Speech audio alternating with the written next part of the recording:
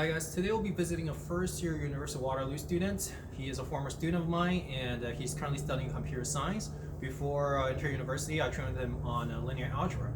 So I'm going to go visit him as he just completed his last exam, and we'll hear from him what are some expectations versus realities and what are his feelings regarding the first term overall. So let's get started.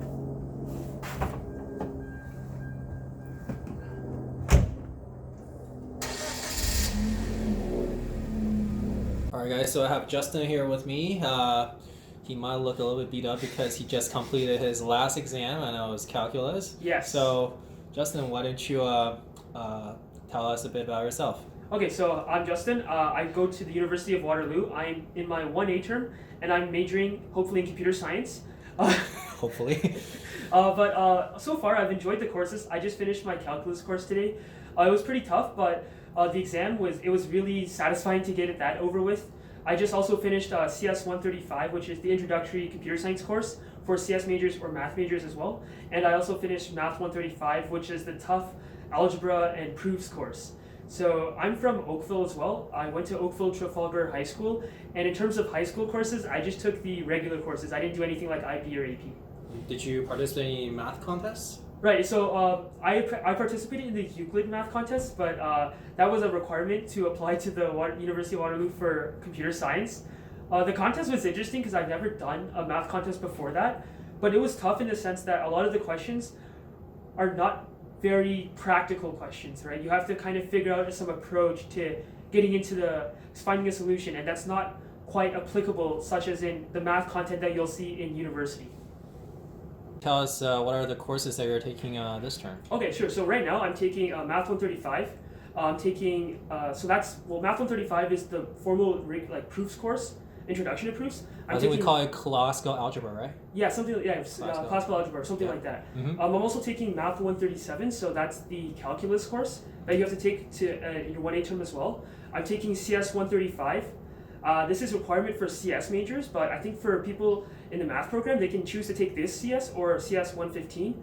I'm also taking Econ 101, and I also took English 109, so that's also a required communications course for math majors. Okay, so for a computer science major student, you took 2 math courses and 1 computer science course, Mm-hmm. right? Was that like different from your expectation? Like you didn't expect to take any math at all? No, I expected to take math because I've heard from people, and I've also done some research online as to there's a very heavy math-based program here, but I definitely was not expecting the math to be as hard as what it was actually. Okay, right. So tell us about the 2 math courses that you just completed this past term and how different or how difficult it is. Okay, so Math 135. That's the most different course anybody is ever going to see transitioning from high school to university, unless they've done formal proofs and they have some experience with number theory or elementary number theory in terms of what the course has. Just because in high school, they kind of teach you to do, I guess, calculations, but it's from rote memory, right? You're just doing pure calculations, so it's very easy. But then when you get into university, it actually is, all of the questions are built upon intuition and practice based on the proofs. So you can't just practice and hope to memorize how to do one of the questions. You actually have to do a lot of them, and then you can kind of form patterns in your head, and you can kind of see the patterns, right? And see like the connections between different questions, and then that's how you kind of realize how to approach a problem. Mm-hmm. In terms of calculus, I would say calculus is really close to the calculus math in high school, because you work on limits, you work on derivatives, so it's like what they teach you, but they kind of build upon that by forming more rigorous proofs. Because in high school you might just say, okay, well there's a turning point here because the slope is flat, but in university they actually have theorems and definitions to define specifically when this is, like, for example, this condition meets this theorem, etc., etc. So it's a lot more rigorous, but for calculus it's similar. Alright, so Justin, could you tell us about some of the theorems that you see in both linear algebra and calculus? Sure, so I'll start with calculus. Some of the theorems included Taylor's theorem, bounded derivative theorem, related to differentiation, obviously. We also had mean value theorem, and that was also related to, I guess, slopes and evaluating derivatives as well. And there's also the L'Hopital's rule, which was also really important for taking, I guess, derivatives of a limit that is indeterminate form, to find the actual limit itself. Interesting. What about linear algebra theorems? Okay, so linear algebra had a lot of more theorems. In fact, they gave you a sheet on the exam. That's how many theorems there were. But a lot of the big main ones were Fermat's little theorem, Chinese remainder theorem, splitting modulus theorem. We also had divisibility of integer combinations. So some related to that as well. So yeah, I think those were some of the bigger ones in linear algebra, or just the algebra course. Okay, so you think that in terms of technical knowledge, university courses or university level math has a lot more theorems, right? Instead of Yeah, just for sure. Because calculations. when university, they're trying to introduce you to a rigorous way of proving things, right? Or a rigorous way of defining things. Unlike high school, where my teacher would just say, okay, well, anywhere that's a turning point is a critical point, and like and different high schools might have different definitions of what a critical point is, right? So now they actually create a very rigorous definition of what is a critical point and what can be defined as a critical point, for example. Interesting. So we talk about how some of the hard aspect differences, as well as some of the soft aspect differences, like in terms of study style, time management. Briefly tell us about your life. So I would say for university, your amount of time spent studying is proportional to how well you want to do. And I think that's obvious for high school as well. But I think for high school, especially in grade 12, most students are probably going to be trying as hard as they can, right, to get into probably the best university. And I think in high school, or in university at least, those same students that have the same drive will probably try to do as hard as they can to get a good grade as well and to make sure they understand the concepts really well. So in terms of time management, I think it's pretty similar to high school. If you do all your assignments on time, you start them early, and you also make sure you read the slides and you understand what's happening in class, then I think that's probably the most important thing. In terms of studying for exams, like for me, it was really similar to how I was studying for, I guess, my exams in high school. I just did the same method, right? I studied probably till like 11. I just did it, I go top-down approach, right? So I usually start from the midterm exams or the practice exams, and then I try to go through those at a high level. And I guess like whatever topics I don't really understand too well, I'll try to go into the slides, look for some practice questions related to that topic, and then I'll just keep going on for the exam, probably for that. So you think you spent around the same amount of time in university compared to high school? Personally, for me, I think I spent probably more time in high school, just because I was really worried about getting into school, right, into university here. But here, I also spent like a lot of time trying to understand theorems and derivatives and like related to the linear algebra and the calculus as well, because it takes a really deep understanding. I find, in my opinion, at least for me, I have to understand something at a very deep level in order for me to actually understand and be able to use it properly and effectively on exam. And I know that some people can memorize theorems and stuff, but I feel that if you understand something at a very deep level, then you can kind of apply your understanding to other questions that they might ask you to prove if you have a good understanding of the concept. So you said you want to have a very deep understanding of theorems, right? And of course, recalling on my own experience, that took a lot of time. What is the longest time that you spent on understanding a theorem? I probably spent an entire night trying to understand Chinese remainder theorem. That was probably the longest, because I think for Chinese remainder theorem, it's stating that a modulus, so some a value mod by some b value, or right, some a value is congruent to a b value mod by some n value, let's say, and given some conditions, you can kind of split the modulus, I think, but you can also take two modulus components and split them back into one, right, or something related to that. It's been a while since I did those, so I don't think I.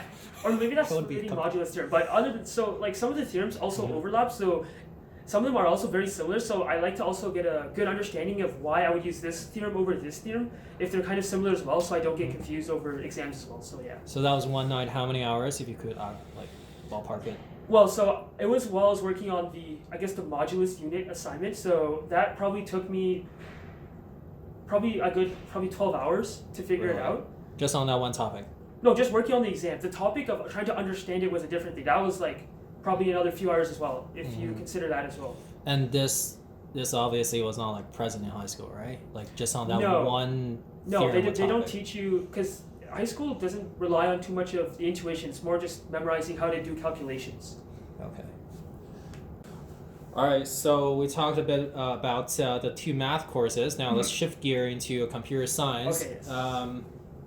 Actually, I never took 135 myself because I was the math stream, right? Did you take 115? Yes. Yeah. Oh, okay, interesting. Yeah. So could you tell us about the life in CS 135 in the year of 2019? Right, so I like computer science. I found it to be a pretty easy course, but that's because I had formal experience with computer science and also building software sort of as a hobby and on the side. So some of the concepts that we went through in computer science, we started off with recursion. Well, first off, no, actually, going before that, we started with formal definitions of data types and what functions mean, because we use a functional programming language called Racket rather than imperative programming or procedural programming. And what I find I like about Racket is it kind of enforces the very basic concepts like recursion, as I was talking about. That's one of the main things they teach you. Then they kind of branch off and they get into starting to talk about binary trees, and then eventually we get into some graph talking about cyclic and acyclic graphs as well, which gets pretty interesting as well. And some of the assignment questions kind of force you to use these graphs and concepts learned in class, especially questions that get very complex and long. If you try to implement solutions yourself, you're going to get something really messy. So you kind of are forced to use the data structures and the algorithms that you're learning in class. In terms of the assignment complexity, I would say that the assignments were pretty easy until assignment 7. That's when it started getting really tricky, as you have nodes with lists within them, and each list has nodes, and you have to go depth first searching for all possible paths. But once you learn the algorithm and you kind of also understand why it works the way it does, and you've seen it many times, then you can do it a lot of times really easily. And these concepts, I guess, kind of translate into what I'll be taking next term, which is CS 136. So that's going to be programming in C. Okay, so you mentioned the word algorithm a lot. So that's the hardest part of computer science courses, right? I would say understanding the algorithm and being quick enough, especially on exams, to formulate some algorithm to complete the question that you're asked. Yes. So I think one of the questions that many computer science students have is, why do I have to take math, right? So are you able to see some of the connections between the math courses that you take and the computing algorithms? Yeah, for sure. So one of the things is very crucial to computer science is proving runtime complexity and time-space complexity. Those are things as a software developer you might not do, but you're still going to have to use a lot of math in computer science, but also the software development industry. Like, for example, if you have something that you are directing requests to servers, right? And you might be building this, and maybe this isn't so mathematically theoretical, but there's also components of number theory that you might use. Like, you might use user IDs, and you might take the mod of that, right? And then based on the user ID number, you might determine, okay, am I going to route it to a server in China? Am I going to route it to a server in Toronto? So that's a good way of kind of splitting server requests so your servers don't overload. So that's one of the, I guess, practical examples I can think about. In terms of CS, it's very important for understanding, I can't think of anything else. But nonetheless, you do hate the math courses. I don't hate, okay, like, I understand that they're important. They're just, I'm somebody who likes to build things. I'm more of somebody who likes to build and construct things together, because that was my primary interest. I know a lot of people join computer science here and applied here because they are very interested in the problem-solving aspect of computer science, which is a very interesting part of the field as well. So yeah. All right, so Justin, I think one of the questions that many people have is, okay, so since these math courses at university level, they're so hard, and high school doesn't do a very good job sometimes to prepare you for that. What about the math contests, especially like those Waterloo contests like Euclid? Do you think those math contests are a very good way to prepare you for university level math courses? So I don't think that they're great for helping you prepare for university math, just because the contest questions themselves don't really have too much practical application in real life. In fact, one of my Waterloo math teachers, she said that they have an entire, I think, faculty or some group dedicated to writing those questions here. But I do think, on the flip side, that these questions are really good at kind of building intuition and kind of challenging you to think of problems, not as you would, I guess, conventionally look at problems, or from doing something like memorizing a solution or a specific algorithm to solving a problem. So in that aspect, they can be challenging and good for you, but I don't think that they have the practical application for real life, or especially in math at university. All right, so I guess for future students who are coming to Waterloo, I think they'd be interested in knowing about the campus life here. Could you tell us about the campus first? So the campus is, I would say the best word to describe the campus is cozy. It's not like something like U of T where it's really big and you have to take 50 minutes to walk from like one end of the campus to another end. So in that aspect, I kind of like Waterloo. It's pretty nice and quaint. SLC is pretty cozy, especially in the winter as well. In terms of campus life, I'm living on residence at Mackenzie King Village, so it's a nice apartment style with each 4 roommates that have their own rooms and share a kitchen. So that's pretty nice. It's pretty close to the math building, so the commute's not far in the morning. Where are we at? Okay, so we're at a bridge. Okay. What kind of bridge? Okay, so this bridge is connecting MC. This is where I have most of my classes to M3. This is where the outside people like to hang out. Okay. Could you tell us a bit more about this building? Right, so this building, although some people hate it a lot, it's actually brutalist architecture. I did a lot of research on Reddit. It was a popular style of architecture in the 1960s, and I can see the appeal of it. Mm-hmm. Can you tell us about this construction that's happening in the background? Here they're building, I think they're expanding SLC, Student Life Center, and they're trying to add a more modern and a larger gym so people can actually exercise. Because whenever I go to the gym, there's always activities and I can't shoot hoops or whatever, so that's pretty annoying. So it's getting nice when they revamp that. I don't know what year they're going to finish that next. And where's your residence? I'm at NKV. So I think this is the direction we're facing, right? Yes, it's over there. Yeah. Okay, cool. In terms of life or like interesting extracurriculars, they definitely have sports clubs. So if you do any sports such as baseball or basketball or swimming or anything of the sort in high school or even on the side, you can kind of join some teams here. They have competitive teams and just casual play as well. And then they also have a lot of clubs as well. So they have math contest clubs, they have cooking clubs, they even have an anime club, they have software development club. So a lot of really interesting clubs. I personally want to get into the, I think there's an investing and trading club. That seems really interesting because I'm trying to open up a portfolio for myself. But besides, other than that, I think campus life is pretty nice here. I know a lot of people do complain about it. I've read online as well. But it's really what you make out of it. And I think if you look for opportunities to meet people and look and try to join clubs, then you should have a good time here. Oh, by the way, have you been attacked by geese yet? I've definitely stepped on a geese poo when I didn't want to. A few of them have been a little hostile, but they're nice though. They're nice. Okay. They're good. Because I think the geese at Waterloo are pretty famous, right? Yeah, for being yeah. hostile. I think one of our professors, they ended up taking they only considered half the exam or half an assignment to mark, and everybody in the comment section was like, "Thank you, Mr. Goose." There was probably the thread of 100 of people just saying, "Thank you, Mr. Goose." Sorry, on which website is it? On Piazza. Oh, okay. It was a class forum. So the goose is basically just a cult icon here. I see. Now zooming on you, do you personally, I guess, enjoy the campus life here, or are you able to? Do you find the life here relaxing? Well, it's not relaxing because I guess you have assignments every week. You have quizzes every week. You have to practice for your exams. You have to make sure you're on top of everything. But depends on, I guess, how good your understanding of concepts are, and it also depends on your natural math ability, I would say as well. Do you have enough time to say, I don't know, get a girlfriend or do sports or anything? Yeah, so I usually meet with my girlfriend like 5 times a week, 8:30 in the morning. Oh really? Yeah, math 137. Oh, that's your girlfriend? Okay. All right. That's a bit unfortunate. It's okay.